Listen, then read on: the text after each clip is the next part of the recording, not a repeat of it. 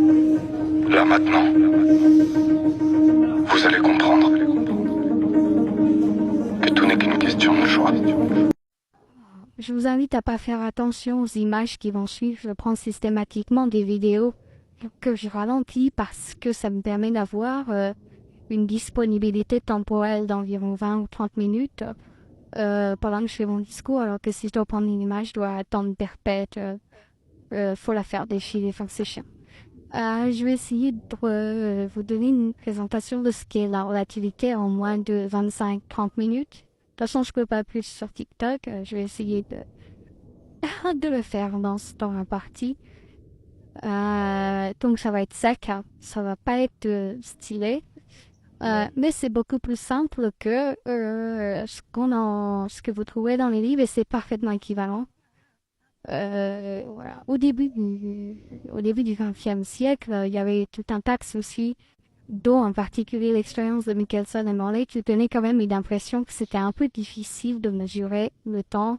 Enfin, pas tant de mesurer le temps, mais d'avoir un temps absolu qui permettrait de régler des horloges de façon qu'elles soient continuellement synchronisées partout dans l'espace. On suppose l'espace vide. Hein. Euh, qui était pourtant à l'intuition d'avant. Vous aviez, pour localiser un événement, il suffisait de dire où il arrive et à quel instant, à quelle date il arrive. Date voulant dire instant parfaitement précis. Et quand vous faisiez un changement de coordonnées, par exemple dans un train qui roule, le temps, lui, n'était pas changé. Par contre, évidemment, la position change en fonction du temps, puisque le train avance, c'est donc quelque chose qui paraît immobile vu du talus qui paraissait se mouvoir dans le sens inverse du train, opposé au train, pardon, vu du train. Par contre, l'horloge du train était censée indiquer la même chose que le talus, et on imaginait qu'il était possible, au moins en théorie, de synchroniser parfaitement des horloges, le reste étant des limites pratiques. Et diverses expériences ont fait que c'était pas possible. Et Einstein a cogité et finalement, ne s'en sortant pas en faisant de la devinette, il a repris le truc mathématiquement et il a dit on va prendre ce qu'on a et on va faire des déductions. On va pas faire des paris. Voilà. Et à partir de là, il a écrit sa théorie de la relativité restreinte que je vais vous présenter maintenant d'une autre manière. Mais avec la même démarche déductive, enfin presque. À la différence d'Einstein, je vais pas prendre l'idée de l'époque qui était on habite sur Terre, on peut planter des piquets, on peut mesurer des longueurs avec des règles, puisque a priori dans l'espace vide c'est pas possible, on n'a pas de règles. Il est un peu difficile de colorier l'espace infini et vide avec des bornes kilométriques pour dire où on est. Par ailleurs, ce que disait la relativité, ce qui a permis de voir, c'est qu'il n'y avait pas de raison particulière de s'apercevoir qu'on est en train d'avancer ou pas dans cet espace vide.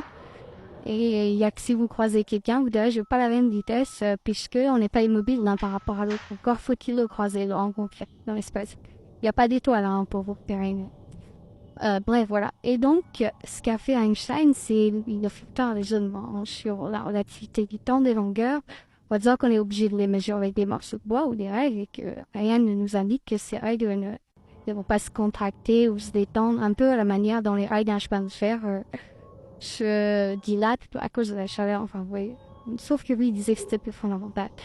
Puis il a fait une théorie mathématique à partir de là. Mais je vais vous présenter cette théorie d'une manière beaucoup plus simple et qui vous permet de faire vous-même les calculs à la maison, même si vous n'avez jamais rencontré la relativité. Mais par contre, je me placer en dimension 1, pas en dimension 3, parce que la vidéo n'y résisterait pas. Je pourrais pas me contenter de 30 minutes. Alors, voilà d'où on va partir. On va partir du fait qu'il y a un point qui se balade. Après, on va passer à deux et ainsi de suite, qui se balade dans l'espace infini, vide. Et lui, il est juste doté d'une horloge. Mais vous voyez, il n'y a pas plein d'horloges. Il n'y en a qu'une. Donc, on va pas faire semblant de pouvoir les reproduire, de les poser, puis de s'en aller, de se balader, revenir et voir leur clé à cette horloge qu'on a posée là. Ce qu'Einstein pouvait, lui, faire parce que il est planté dans la Terre. Vous voyez, il résonnait en étant sur la planète. Après, il disait genre, je vais modéliser ça dans le vide, mais on va faire comme si on était sur la Terre. Moi, je vais pas le faire. Ok. On a l'espace, c'est une ligne droite, point barre. Et vous, quand vous êtes sur cette ligne droite, vous avez une horloge interne. Et puis, bon, éventuellement, vous allez croiser des gens. Voilà. Et ils iront à vitesse constante. On partira de ce principe puisque c'est ce qu'on constate expérimentalement. Mais quand je dis ils iront à vitesse constante, ça ne veut pas dire que vous allez pouvoir la mesurer facilement, cette vitesse. Mais disons que vous aurez le sentiment qu'ils vont à vitesse constante. Et ce sera des points matériels. Bon. Comme jusqu'à, c'est pas très bien. Vous êtes un point matériel qui est une petite horloge interne qui vous permet de dater ce qu'il voit. Ou de dater rien du tout. Regarde des fois son horloge interne comme ça, juste pour le plaisir. Ce qui se passe alors, c'est que pour donner les coordonnées d'un événement, il va devoir faire un peu de magie, mais c'est pas de la magie bien méchante. On va se servir de la causalité qui est souvent identifiée aux trajectoires de l'électromagnétisme de Maxwell, c'est-à-dire à vitesse de la lumière. On va dire que la vitesse de la causalité, elle vaut 1. Comme ça, il n'y a pas de... Ça veut dire que s'il arrive quelque chose à une distance 1 de vous, un flash lumineux, vous le verrez une unité de temps après qu'il ait lieu dans votre représentation mentale. Ok, c'est juste ça. C'est une idée que la causalité ne peut pas dépasser. Et après, je vous envoie taper causalité, relativité restreinte générale. Voilà, vous bouquinez, vous verrez, sans regarder les formules, vous regardez les considérations. Ensuite, on va imaginer qu'il y a 2 points qui se croisent, donc à vitesse constante. Chacun, on va poser la symétrie. Donc, on va dire que ce que l'un modélise, l'autre le modélise pas dans l'autre sens. Puis là, vous faites des calculs mathématiques. Donc, en fait, vous obtenez une matrice qui est ce qu'on appelle involutive. C'est-à-dire que si vous changez une fois, ça vous donne ce que voit l'autre. Si vous faites une conversion une fois, ça vous donne ce que voit l'autre. Si vous faites une deuxième fois, ça vous redonne ce que vous voyez vous, c'est l'identité. Donc, ça vous donne une matrice involutive à au carré. Donc, A rond, A composé avec A. Faire le changement de fois de suite revient au point de départ. Dans les formules qu'on ne connaît pas et dont on s'en fout pour l'instant. Voilà. Donc, vous avez en fait deux points matériels qui se croisent à vitesse constante et la question c'est qu'est-ce qu'ils voient et comment ils peuvent se traduire théoriquement les choses qu'ils voient au loin se passer sur leur droite. Je suis un peu gênée, j'ai fait une... Bon. Voilà, je fais quelques réglages, je continue. Donc finalement, on va avoir 2 points qui se promènent sur cette ligne droite à vitesse constante, ce qui ne veut pas dire grand-chose, mais ce qui veut dire que chacun, quand il croise l'autre, il dit, voilà, pour moi, l'autre va à vitesse constante. C'est ça que ça veut dire. Vous voyez, on est minimaliste. On n'a pas mis des horloges partout dans l'espace. Voilà, on a juste 2 horloges. Chacun a son horloge, réglée de la même manière, même fabriquée. Vous allez voir ce qui se passe, c'est quand même une dinguerie parce que vous pouvez le déduire tout seul si vous bossez un week-end. Maintenant, qu'est-ce que c'est qu'un événement? Bah, c'est, on va dire, un flash au loin, ou près. Hein. Et donc, quand vous voyez un événement, quand chacun des deux voit un événement, la seule chose qu'il peut faire, c'est regarder son horloge. Hein. Je suis désolée. Voilà. Donc, finalement, un événement au loin, c'est rien d'autre qu'un instant pour chacun. Pour chacun qui est le point matériel avec son horloge. Il voit un flash au loin, il regarde son horloge et ça lui donne un instant. Alors, ce qu'on va supposer, c'est qu'au moment où ils se croisent, et que les 2 points matériels se croisent, donc on a 2 horloges et 2 points matériels, et on va supposer qu'au moment où ils se croisent, leurs horloges sont réglées toutes les 2 pour montrer 0. Voilà. Il n'y a aucune autre contrainte, mais il faut qu'elles affichent 0 toutes les 2 au moment où ils se croisent. Sinon, on fait une translation, c'est quand même pas de sorcier. Voilà. Comme ça, l'événement se croiser, il est repéré à 0 pour les 2. Ok. Maintenant, il y a un problème parce qu'un événement sur une droite, théoriquement, et oui, c'est deux nombres. C'est sa position et l'instant où il arrive. Je précise que l'instant, ici, on l'a pas. Ce qu'on a, c'est pour chacun des deux points qui habitent sur cette ligne, pour chacun, un événement, c'est un instant que lui voit. Mais la causalité a mis du temps à lui venir. Précisément, on a dit qu'on allait supposer que ça met un par principe. Parce que c'est un peu gros. On peut changer l'échelle pour que ça fasse. Donc, mais le problème, c'est que vous savez pas si c'est passé loin ou pas cet événement. Parce que c'est un point, c'est un flash de milieu. Oui. Vous dites, ok, peut-être s'il a eu lieu à 3 heures,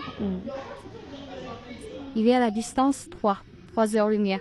S'il a eu lieu à 10 heures, il est à la distance des heures lumière. Donc il a eu lieu, enfin pardon, s'il a eu lieu à la distance 3 heures lumière, il est arrivé il y a 3 heures. S'il a eu lieu à la distance 10 heures lumière, il est arrivé il y a 10 heures. Oui, mais vous savez pas, finalement, vous voyez un flash qui, regardez à ce moment-là, instantanément votre horloge, ça vous indique 5 heures. Bah, vous dites, s'il a lieu juste là où je suis, c'est qu'il a lieu à 5 heures, mais s'il a lieu à 1 heure lumière ici, c'est qu'il a eu lieu à 4 heures, et moi je vois mon horloge à 5 heures. Et puis, pour l'autre point mobile, il peut faire pareil, il peut faire les mêmes raisons. Bon, maintenant, je vais vous donner les déductions mathématiques de tout ce qui tralala. Alors, il faut commencer par se demander si cet événement est indépendant de choix. Donc, on va supposer que, et là, c'est la seule magie qu'il va y avoir, on va supposer que cet événement, ça ne suffit pas d'avoir un nombre, parce qu'on ne sait pas à quelle distance il est. Et ce nombre, mathématiquement, ça donne en fait une droite. Hein. Ok, il faut un deuxième nombre pour avoir un seul événement. Ce deuxième nombre, on va le deviner. On va pas chercher une vieille catalogue. On va dire, je vais supposer que c'est moi qui ai causé cet événement qui flash là au loin, sans le savoir. Parce que c'est quelqu'un qui est là. Là, moi, mon point mobile, je suppose que je l'ai provoqué cet événement sans le savoir. Ok. Peu importe, c'est pas trop important. Et la question, c'est à quel moment je l'ai provoqué. Bah, le temps que je décide de le provoquer, le temps que la causalité aille le faire flasher. Et puis le temps ensuite, quand il flash, que la causalité me ramène ce flash. Et ben voilà, j'ai deux nombres. J'ai deux nombres pour parler d'un événement. Le temps auquel je l'ai causé et le temps auquel il me cause, c'est-à-dire le temps auquel le flash m'arrive. Donc vous voyez, on a mis des horloges nulle part à part, soit dans sa cabine. Si vous grossissez à mort le point que je suis un cosmonaute dans une cabine tout seul dans l'espace vide avec une horloge. Voilà. Et en plus dans un espace de dimension 1, je vous explique pas comment c'est monotone. Voilà. Et puis l'autre, il fera pareil. Maintenant, la question c'est, connaissant les deux nombres que moi j'ai pour identifier un événement ou un autre événement, bon. Question, qu'est-ce que l'autre va voir? Quels sont les deux nombres que lui-même va attacher? Et voilà pourquoi ça m'intéresse de faire cette vidéo, parce que bon, sinon je ne l'aurais jamais fait, mais vu la réaction qu'il y a eu dans un commentaire sur la Trinité, c'est quand même rigolo d'associer les superstitions et de la physique. Enfin, c'est l'occasion, on va dire.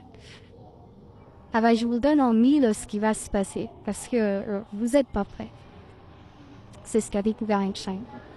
On va faire une multiplication, et non pas une addition. Les vitesses, habituellement, elles s'additionnent pour les changements de coordonnées. Si je vais à 20 km/h par rapport à un mec qui va à 30 km/h, par rapport au talus, ça va à 50 km/h. Si votre train roule à 100 et que vous faites du vélo à l'intérieur du train à 20, vous donnez l'impression d'aller à 120 ou à 80 suivant si c'est dans le même sens ou pas. Eh bien, c'est pas ce qui se passe. La nature, elle n'est pas faite comme ça. Voilà. C'est pas, et je vous assure, c'est pas seulement la physique qui l'a imposé, c'est le raisonnement mathématique qui nous a montré que c'était une illusion. C'est juste parce qu'en fait, on a mis un temps, en inventant un temps absolu, on obtient une formule absolument exceptionnelle. Et mais apparemment, le temps n'étant pas absolu, il faut prendre une formule banale. Eh bien, le changement de coordonnées en fonction de la vitesse à laquelle ils se croisent, les deux points mobiles, ça vous fournit un nombre unique fixe. Il faut multiplier le premier, par exemple, je vais dire allez, 11. Eh bien, quand vous avez les coordonnées x, y pour le premier point mobile, pour obtenir les coordonnées du deuxième point mobile pour un même événement, vous faites fois 11 pour le x et divisé par 11 pour le y. Vous n'étiez pas prêt. C'est-à-dire que si les deux dates de l'événement du flash pour le premier sont par exemple 50 et 11, voilà. X 50, Y 11, Y c'est la date où je cause l'événement et X c'est la date où l'événement me cause. C'est-à-dire, il flash et c'est la date quand je vois le flash, je regarde l'horloge, je vois 50. Et puis 11, j'ai pris 11, alors j'aurais pas dit que non, ouais. Vous verrez pourquoi j'ai pris 11, pour pas me faire chier. 11 c'est la date à laquelle l'événement me voit. L'événement, au moment où il flash, on va dire que il imagine que moi j'ai flashé et il dit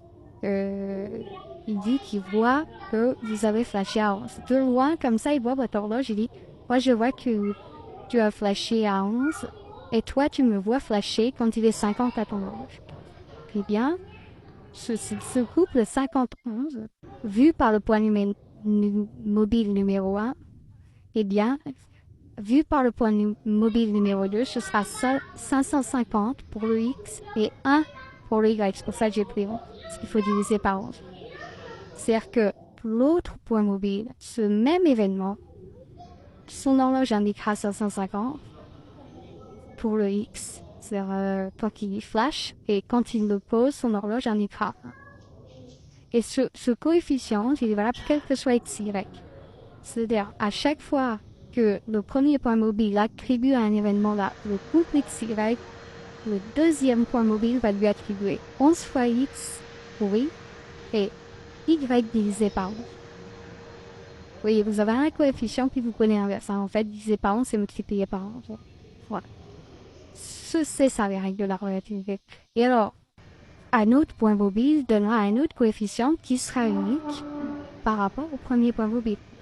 Là, j'ai pris 2 points mobiles et alors après, là, il y a une formule un petit peu compliquée qui vous dit, mais d'ailleurs que vous retrouvez facilement, que vous pouvez retrouver par déduction, qui vous dit à quelle vitesse ils ont l'impression de se croiser ces points mobiles, puisque c'est symétrique. Donc, vous voyez, c'est une multiplication. Et si vous passez, donc vous avez par exemple, donc je continue, donc là, je viens d'étudier 2 points comme ça sur une ligne droite. Quand ils se croisent, il y a un coefficient précis qui correspond et qui donne comment on change pour passer de ce que voilà à ce que voilà. Eh bien, l'enchaînement est tout à fait naturel. Par exemple, si de observateur 1 à observateur 2, je dois utiliser le coefficient 11 et que évidemment, de observateur 3 à observateur 2 à 3, j'utilise le coefficient 2, et bien, de 1 à 3, j'utiliserai le coefficient 22. On multiplie, ce qui est évident. C'est évident que les traductions se font comme ça. Puisque, je multiplie par 11 le x, par exemple, et puis par 2. Donc, pour aller de 1 à 3 directement, j'aurais multiplié par 20. Et pour le y, je divise par 11, puis par 2, j'aurais divisé par 22. Voilà. Vous voyez, c'est une multiplication. Après, je vous laisse tout seul trouver la formule.